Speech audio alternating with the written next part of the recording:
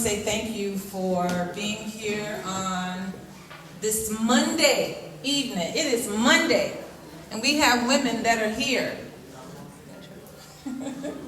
I want to say thank you to Lenise McGee for this opportunity. I had a song for you that I wanted to play, but we're going to skip the song. We'll play it later. I want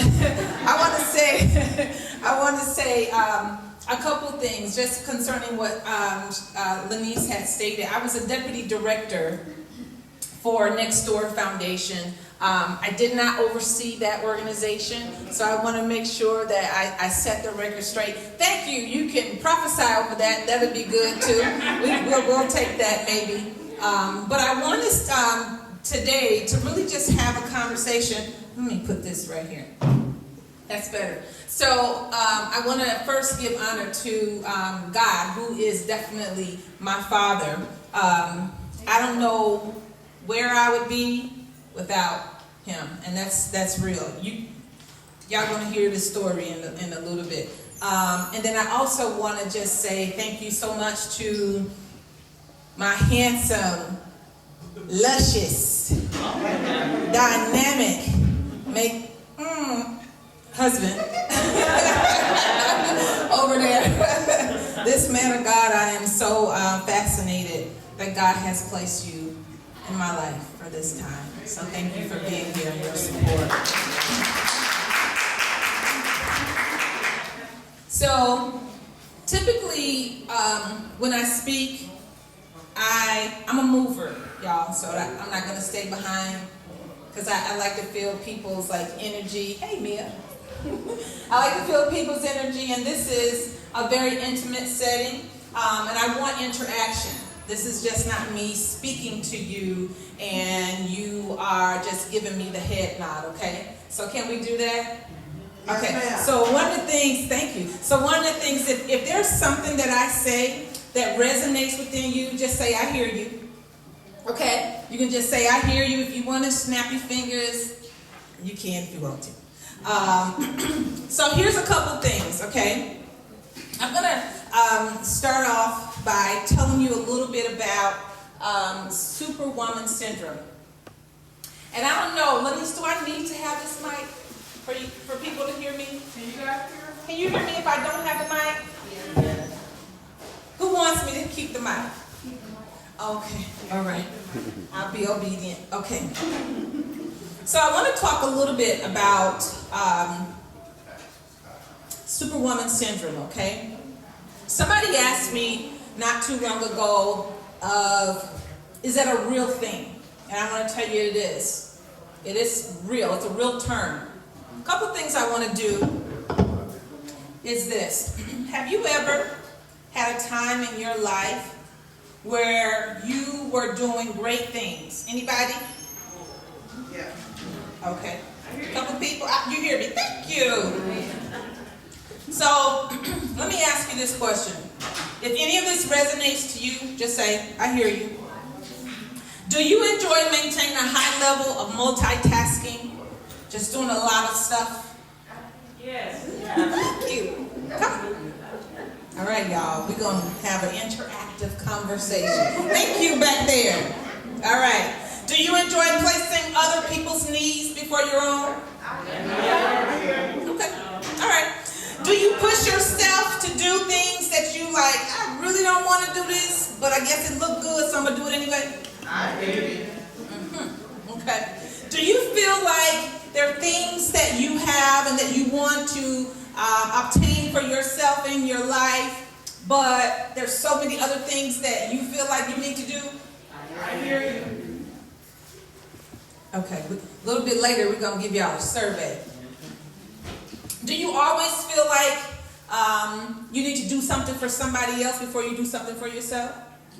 How many individuals in here are caregivers, which means that you take care of everybody else? How many people, when was the last time you went and treated yourself to a massage? This afternoon. This afternoon. Good job. Good job. Good job. though you give other individuals more love, more affection, more nurturing than you give to yourself. Right. I hear you. Okay. All right. So if you have said yes to any of those, even if it was 1, 2, 3, 4, 5, then you maybe have something, maybe. Because one of the things I say is that your words are extremely powerful.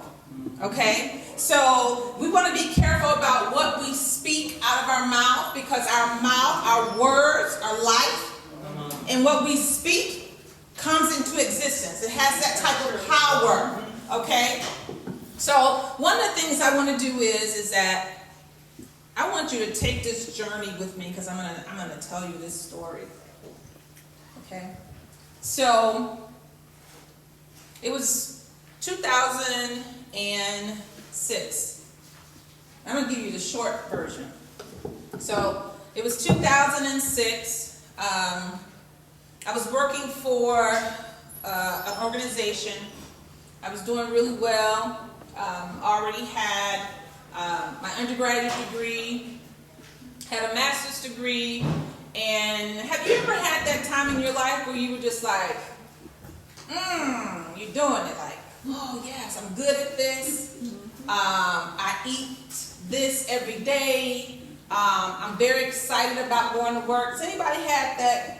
I hear you. You hear me? Okay. So this particular day, I was talking to my then supervisor, and this particular supervisor, there was just nothing I could do that was right. Even though I knew within myself that I was doing a really great job. Have you ever had a supervisor or a boss that never gave you any credit for absolutely nothing? Yes. Woo! Somebody said yes on that one. So the next day, when I did my duties, and the next day was a Sunday. Yeah, I was working on a Saturday. So we were in church. I was sitting down. See, when I used to be a deputy director, I used to do a lot of role play. Some of my staff are actually here. And so I sat down, had on my St. John's suit. Yes. Oh, okay. Had on my St. John's suit. And as I was sitting, I began to sweat profusely. Now, as I was sitting there, I was like, wow, our praise and worship team, they were pretty good. And I was like, okay, maybe I'm just hot. Maybe I knew I wasn't going through a change, because I wasn't old enough to be going through that type of change.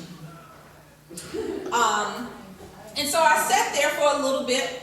And then probably about 3 minutes later, my heart, I could literally hear my heartbeat in my ear.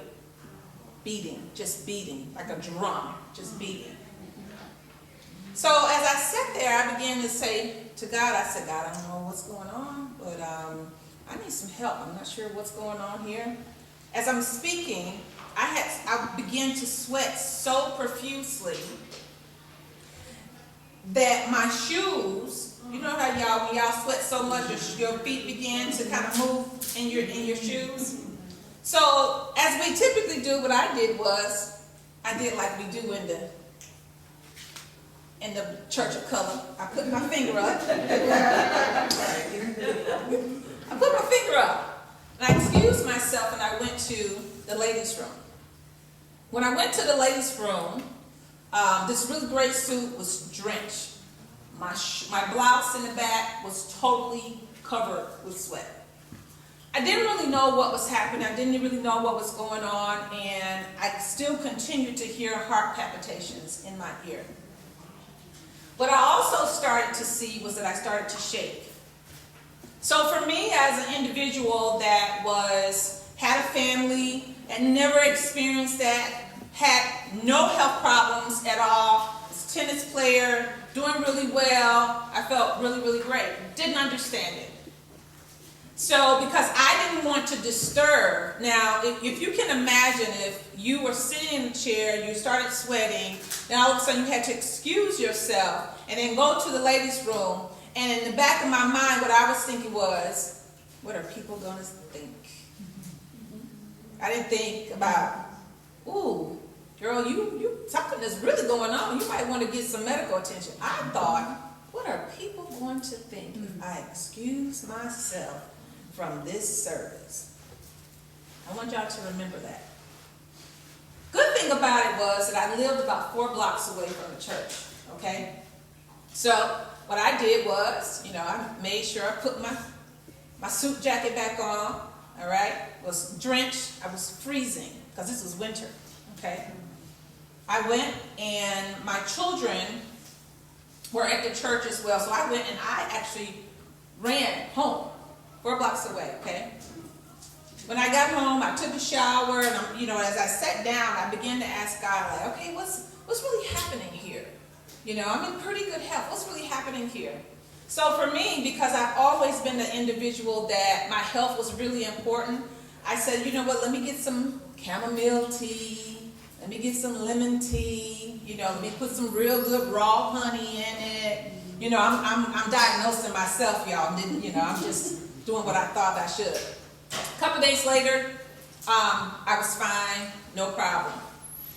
Let me tell you what happened. That Tuesday, I had to make, I had a meeting actually. And when I went to this meeting, I knew I wasn't feeling well. As I was driving, once again, I had the same symptoms. Heart palpitations, hands very sweaty, feet sweaty, very clammy. And I still did not understand what was going on.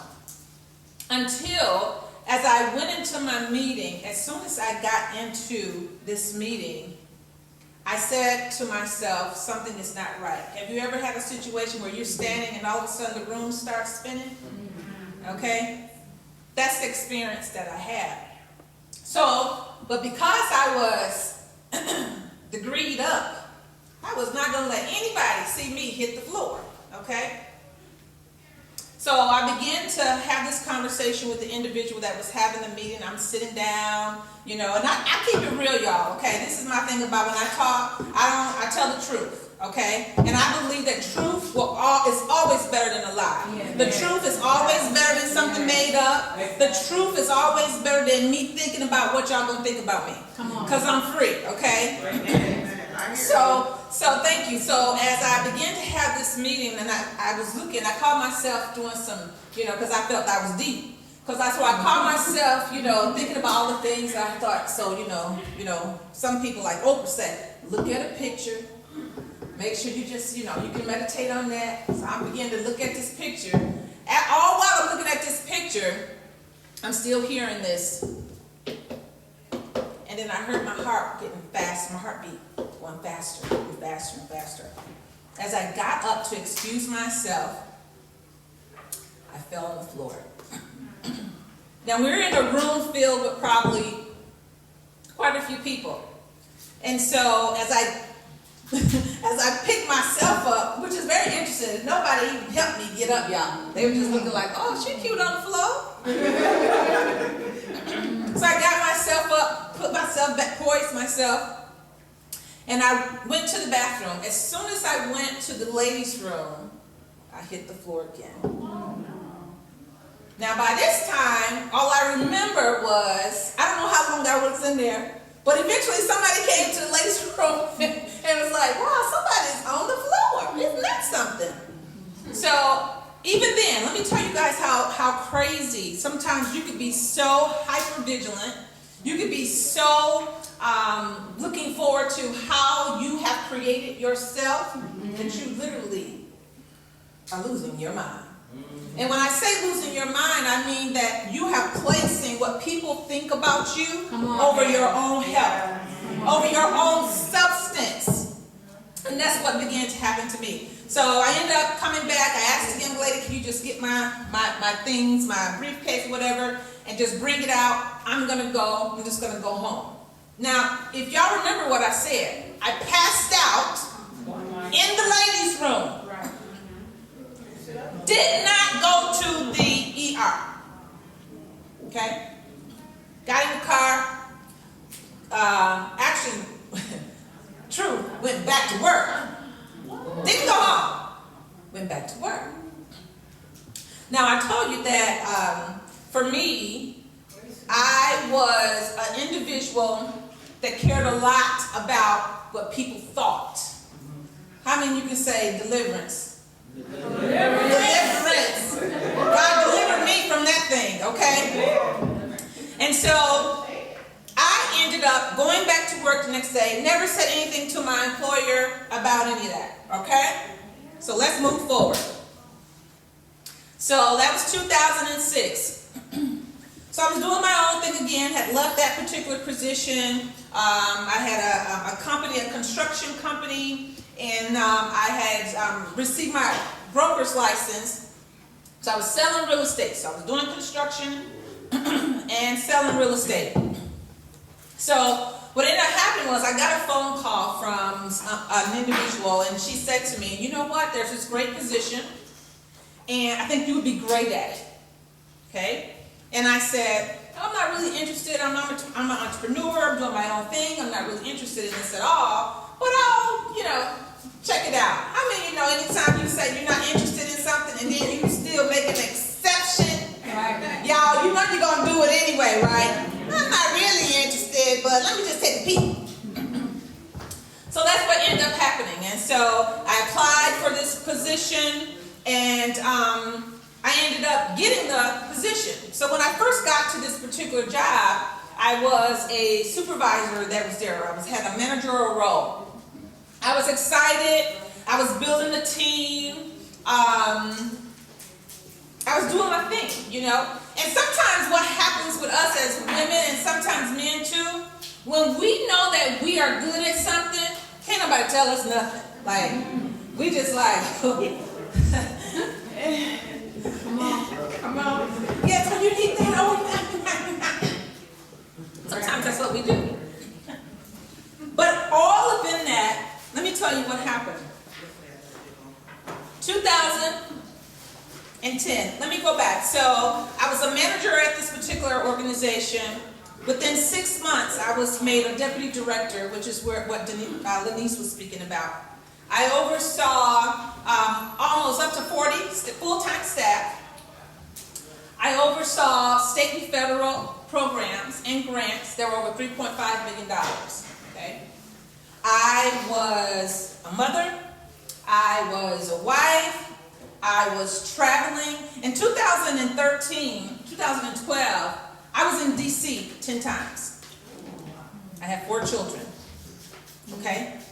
All right?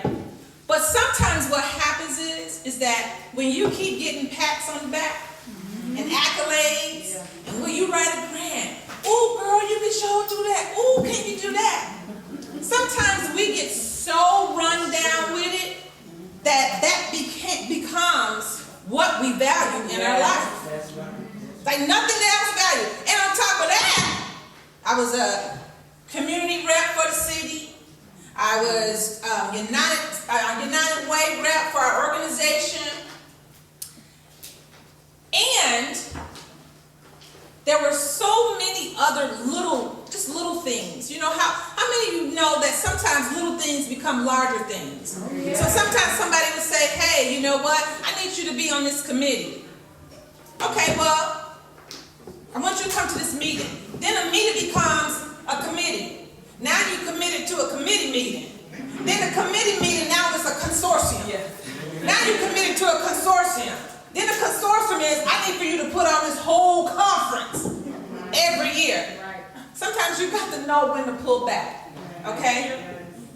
So keep in your mind about this Superwoman Syndrome, okay? Everything that I'm talking about is really leading up to what Superwoman Syndrome is, okay? Superwoman Syndrome doesn't care how old you are. Superwoman Syndrome does not care about what your ethnicity is, what your job is, if you're a stay-at-home mom, if you're an entrepreneur, if you're a businesswoman, if you're a banker, if you're in real estate, it does not care, okay? So, in 2013, so keep in mind now, I was doing all this stuff, just doing it, and I liked it, because I love being busy. Superwoman Syndrome. Love being busy, just, let's do this. Oh, you need me to do this? I'll take this off your plate. Oh, you need me to do this? I'm not going to touch it again. I'll take this off your plate. Because I enjoyed it. I felt significant. Okay? So sometimes, and I was a minister at our church.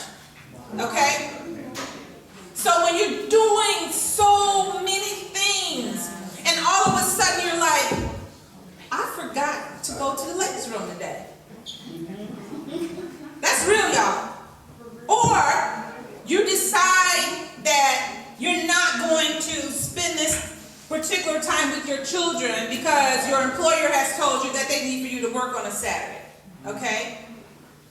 Or you find yourself only eating a granola bar and some grapes.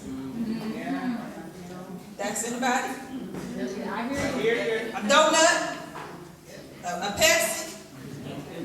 Oh, y'all the deep crowd. Okay. So, in 2013, as I'm going through and I'm doing all this stuff, I was driving down the street. I'm going to paint this picture for you. I was driving down the street on Capitol Drive and 60th Street. And as I began to come to the light, once again, I started having some of the same issues.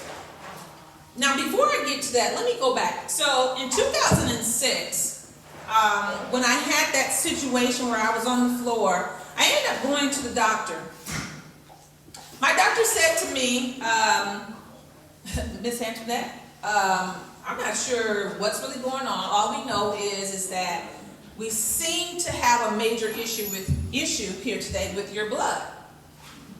I said, I got good blood. You know, Jesus on the main line. Tell me what you want. I mean, I don't understand how they have anything bad with the blood because the blood, Jesus is the blood. So my doctor said, you know what, we're going to run a battery of tests. Something's not right. Now, by the time I got into the hospital, they put me in a triage area. Then they ran blood tests. They eventually put me into a room. Now, let me tell you what should have been my first clue that something was major. When they came with a hazmat suit on, zipped my entire room door with tape. I'm not on the outside, y'all. I'm on the inside of the room. Okay? That should have been my first clue. Like, girl, you better wake up.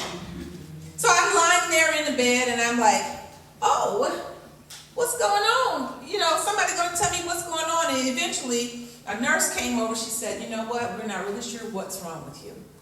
We're not sure, but we know something is wrong. And by this time, y'all, I was regurgitating from every orifice. I just say it that way, okay?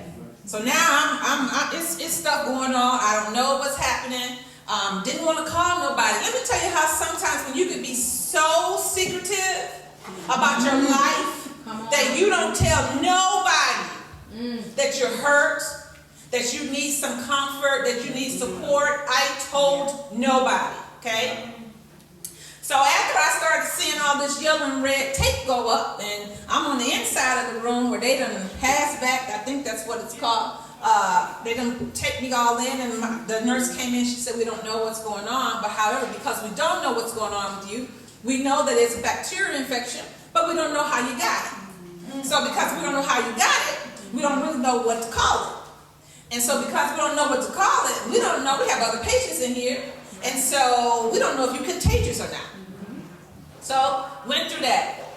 The doctor came back and said to me, Miss Antoinette, you have contracted something that is a gastrobacterial infection. We don't know how you contracted it, but we do know that it probably is contagious. We're not sure yet. We're going to run some more tests, but until we find out, we're going to put you back here in this back room to make sure you don't get any of our other patients sick. Okay, that's fine. Couple of hours went by. Now, you guys know that when you're in the hospital, if you're not like top priority, they let you sit there for hours. This is how I know something was going on. By the time my nurse and my doctor left my room, within an hour and a half, had a specialist to come back and said, we're going to take this off because we now know that you have a severe bacterial infection, but you also have something called Graves' disease. So I'm sitting there in the bed, and I said, say what now? She said, you have something called Graves' disease. And I said, well, what is that? And so because I'm a minister, I'm rebuking everything. Just, I will not go in the grave. I will not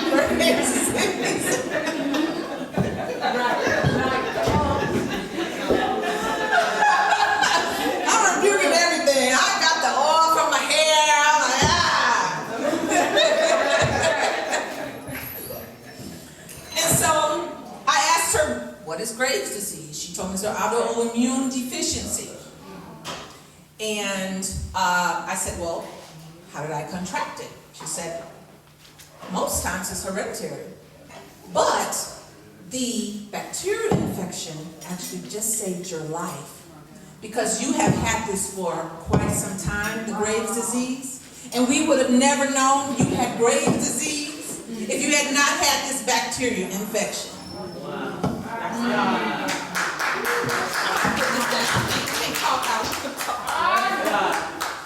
So, everything that looks like it's negative, that God allows in your life, sometimes that thing can be trying to save your life. Because God knows some stuff that's already, that's in the future, that will try to permeate your life, that you don't even see.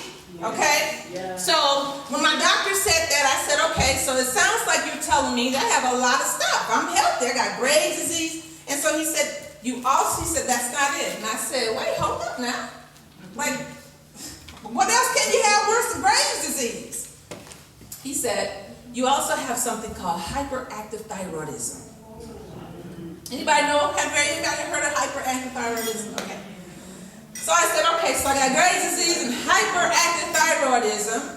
So am I just going to die? Because I ain't never heard of none of this stuff, first of all. And I'm healthy. He said, ma'am, you are not healthy. You look healthy, but you are not healthy.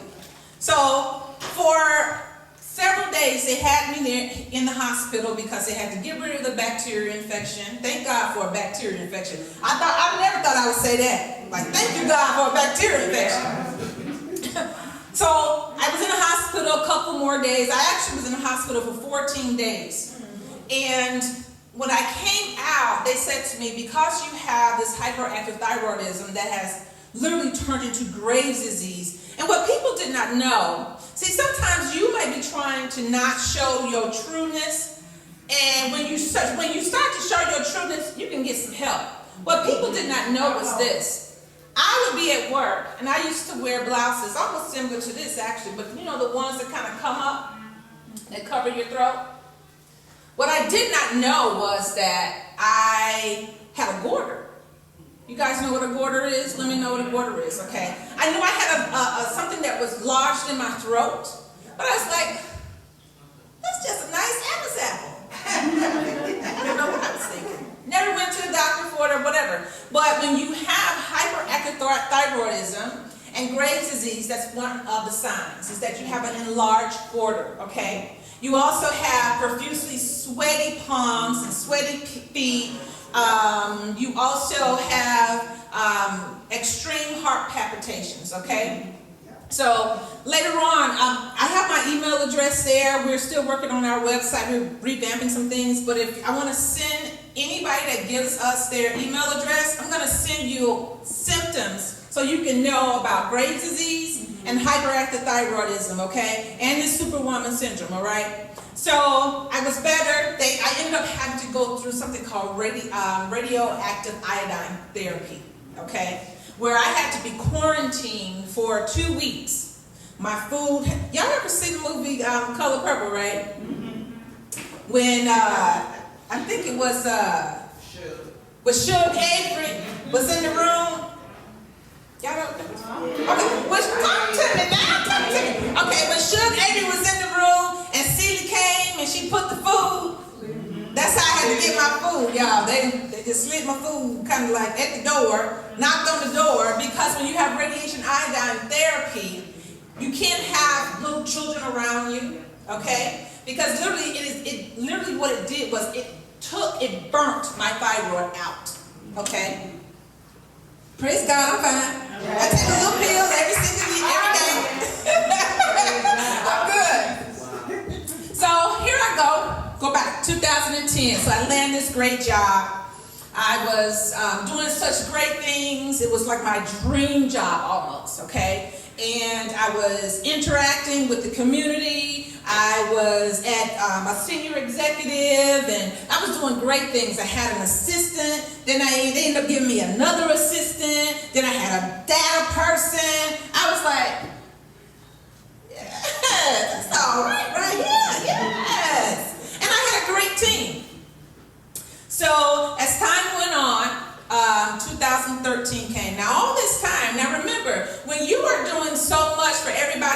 you don't take care of yourself, something is bound to happen, y'all. You cannot continue to do for everyone else and you don't do anything for yourself. It's called, I heard somebody earlier say self-care. And I know a lot of times as women, as ladies, we do everything for everybody. We cook, we clean, we iron clothes, we go to meetings, we on the motherboard, we on the sister board, we in the quad, we the secretary, we the therapist, we the counselor, we the advisor. We picking up pastor's clothes from the cleaners. We're doing all this stuff. And not one time have we thought about ourselves. Yeah. And sometimes what happens is that when we do start to think about ourselves, we feel guilty. Anybody experience that? Like, I feel guilty, like, man, I want to get my feet done. Well, maybe I shouldn't get my feet done. Get your feet done. Because we see them toes is looking up. Get it done. Let's work it out. So, one day, as I'm going through and doing all this stuff that God, first of all, never told me to do. Okay? I hear you. Come on. We're not going to miss that and all this. And so, I'm an entrepreneur and I'm a minister, but I'm in the marketplace. So I can have this conversation because I've been on both sides, okay? And so sometimes we put our feet into things where God never told us to do it. First of all, we didn't even pray about it. It sounded good. It looked good. They smelled good. You're looking at the benefits. You're looking at the 401k plan. I'm looking at all this. I'm like, ooh, this looked pretty good. Now, one time did I ask God, is this what I'm supposed to do? And I was a minister. Okay? All right. So, after 2013 came, let me tell you what happened. I'm going to put this down. I'll keep it. I found myself in the middle of a divorce. Okay? Divorce. Okay? I also found myself fighting for custody of my children. Now I want y'all to really kind of imagine that. So, executive, making good money, minister, all that. I was fighting to keep my 4 children.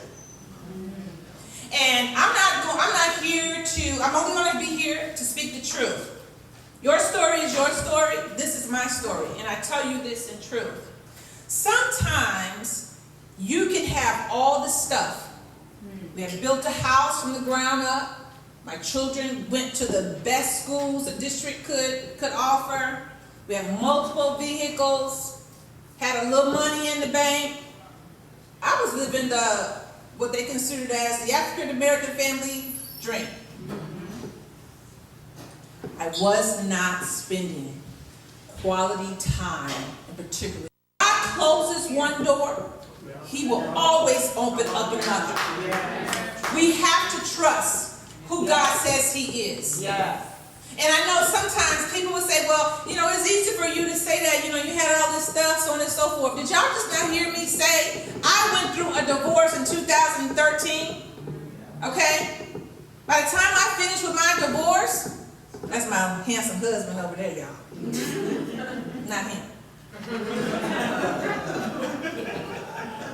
I'm going to write a book about this, though. We're going to write this book. It does not matter how much stuff you have. It doesn't matter how much stuff you got. You can be driving the best of the best. You can have on the best of the best. You can do Jimmy Choo, you can do red bottoms, you can do whatever you want, but that does not take the place of you being present for your children. Okay? And this is what happened to me. Because I was not there for my children as much as I should have been, it came up. I wasn't the best parent for my children. So when I tell you I had to fight for my children, I had to fight. It didn't matter how much it cost. I knew I was not going to relinquish my children. Okay? So, went through a bitter divorce. This was about October, I want to say, September-ish.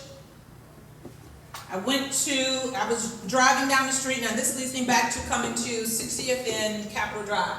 So I'm driving down the street once again. Now, I had already gone through the heart palpitations and the sweaty hands and feet, but something felt real strange. And what I didn't say was that I kept having headaches, migraines. You know, there's a difference between a headache and a migraine.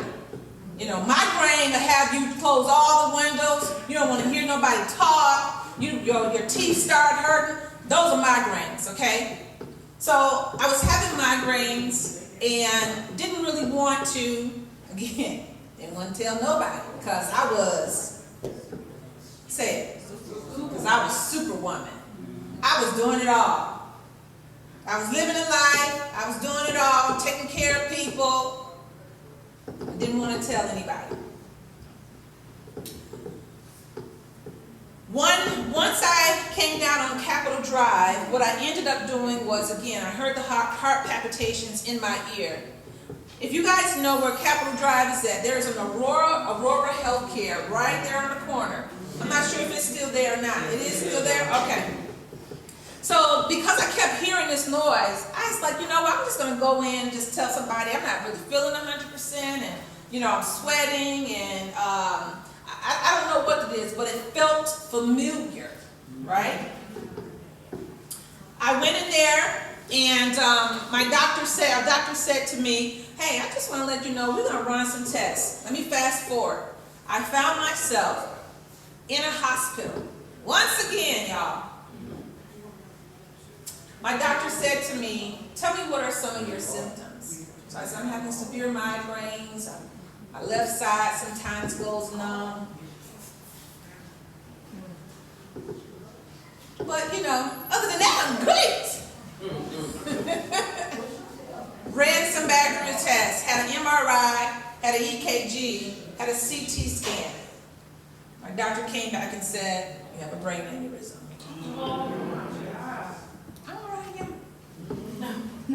So in 2013, I was diagnosed with having a brain aneurysm. When my doctor said that to me, I said to him, no, it can't be me because I've gone through Graves' disease, hyperthyroidism, I'm living healthy, this is not, God is good, hallelujah. Mm-hmm. He said, all of that, and you got a brain tumor, period.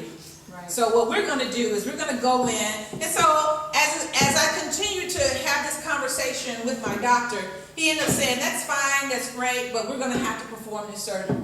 So I just want to let you know, bring your people in. Now by this time, you know, if you go to a doctor and you have to have any type of real severe surgery, what do they say? Is there anybody that we need to contact? Make sure your such and such is in order, so on and so forth. So went through this surgery, came out, saw my children, and I looked at my daughter. My daughter came in, and she just looked at me, and she said, Mom, are you okay? When she said that to me, I just looked at her, and I put my hand on her face, and I rubbed her face, and I said, I'm sorry. I said, Mom's fine, but I'm sorry. I'm sorry for not being there. I'm sorry for not being present. My daughter was 13 at this time. I'm sorry for not being present. And just as children that love you say, what do you think she said? It's okay. It's okay. It's all right. It's all right. So I say this and I tell you my truth because it's important for you to know that when people pat you on the back, they give you accolades, they tell you that you're doing good, sometimes that's just enough. You don't have to ask, let me do more to prove to you that I'm even better. Never place your value in stuff. Okay? Never place your value in what someone else has said about you. I gotta put it down. Never place your value in a house, a car, another person. Because people will disappoint you every single time. If you have to place your in your faith in God. Period. And I know sometimes it's like, well, I can't see God, but everybody in this room knows that God is real. Amen. Everybody knows that God is real, okay? And I know sometimes people will say, well, I don't really believe in God, and I don't believe in this, and so on and so forth. That's fine. But you woke up this morning, that didn't just happen by coincidence. Like, there's no Big Bang theory that allowed for you to wake up this morning, okay? So I want to encourage every single lady here. If you're feeling that you have anxiety, when you wake up in the morning, you just like, oh, I'm not sure how I'm feeling. And let me say this to you. If you are at a place of employment that you hate, stop going there. Stop it. Believe that God will provide a window, an opportunity for you. You are his daughter. Why would he not provide an opportunity for you? Don't believe that somebody else knows you better or greater than who your God is. He created you. So this thing with this Superwoman Syndrome, we want to do it all. I always hear people say, oh, I can be mama and daddy. I can be everything to you. No, you cannot. No, you cannot. That is a lie. God created you as a woman. There are certain things that a woman doesn't expect for us to do. But we want to try to do it all. And you can't do it all. And when you try to do it all, God forbid you be placed in the hospital somewhere, like I was, trying to live it up, doing everything, and still come out with a brain and risen. So I want to encourage you, because I know my time is up, and this is a really long story, but I want to encourage you on today. I want you to know, I want to do some affirmations before I leave here today, because I think affirmations are very important. It gives you an opportunity to ground yourself and to center yourself and to know who you are. But above and beyond knowing who you are, you got to know whose you belong to. You have to know who you belong to. There's a scripture in the Bible that says, no weapon formed against you shall prosper. It shall not prosper, okay? You have to believe that. And I know a lot of times in this society, we land these great jobs or we have great businesses, but we don't take time for ourselves. We got to take time for ourselves and know your hope comes from God. So I want to do these affirmations with you. Anybody want to do some affirmations? Okay. Let's do some affirmation, because I want to be very respectful of the time on today. And I want to I'm so glad that all of you came out to support Miss McGee back yonder. But I also want to encourage you to let you know that you are more than valuable. Because God is great, right? Yes, he is. And if God is great and God created you, so what does that make you? Great. That makes you great. And great is better than super any day. Amen. Amen. Y'all gonna get that later. Great is better than super any day. So let's do this affirmation, okay? I want you just to repeat it after me, okay? I am loved by God. I am loved by God. You know what I'm gonna do? Let's stand up. We're gonna, I know that's uncomfortable. And I might have to give me a piece of fish too later. but let's say this. But let's say this, okay, together, okay? Because I truly believe in having individuals to say things together. Because our voices are very impactful, okay? If you would put your hand up to your mouth, let's say put your hand up to your mouth and say, do you feel any vibration there? When you speak, your vibration goes out into the atmosphere, okay? It has to produce, all right? Number one, I'm loved by God. I am loved by God. You're going to say that one more again. Now you got to say it like, you got to say it like this. Come and see. I'm going to put my hand on it. You got to say, so just imagine like God was here. And you just say, with confidence, I am loved by God. I am loved by God. Yeah. I am special to Him. I am special to Him. He is my number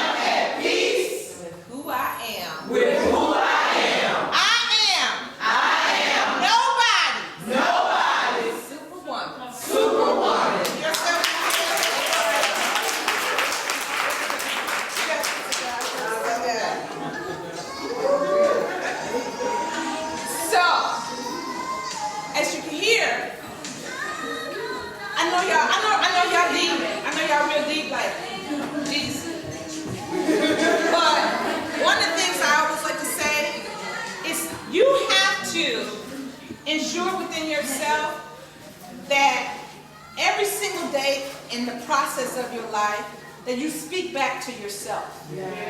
Okay? Not just on Sunday, not just when you in choir practice, praise and worship team. You have to know who you belong to.